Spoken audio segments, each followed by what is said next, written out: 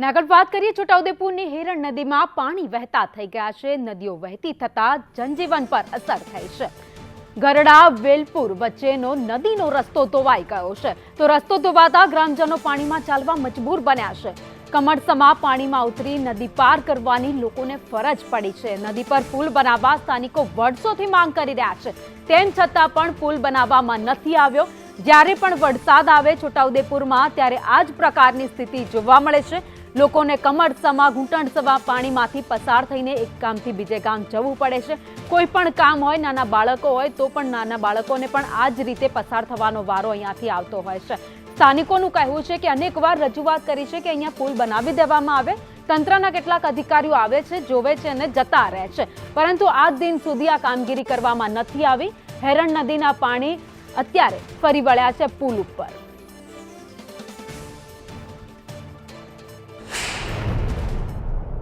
વેલપુર સોયઠા અને ગરડાની વચ્ચે હેરણ નદી આવેલી છે, તેમાં રાત્રે વરસાદ પડવાથી પાણી આવી ગયું। પહેલાં છલ્યું હતું, જેના કારણે અમે જઈ શકતા હતા, એટલે અમને તકલીફ નથી પડતી।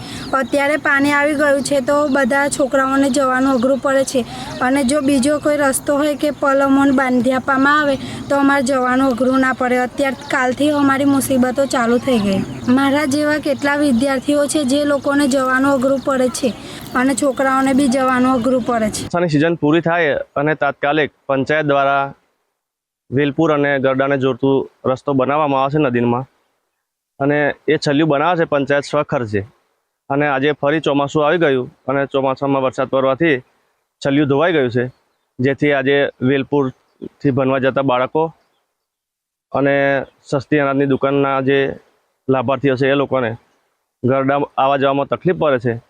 અને તેથી સરકારશ્રી દ્વારા જો કોઈક બ્રિજ કાં તો છલિયાની વ્યવસ્થા થાય તો ગામના લોકોને અવર જવર માટે તકલીફ ન પડે।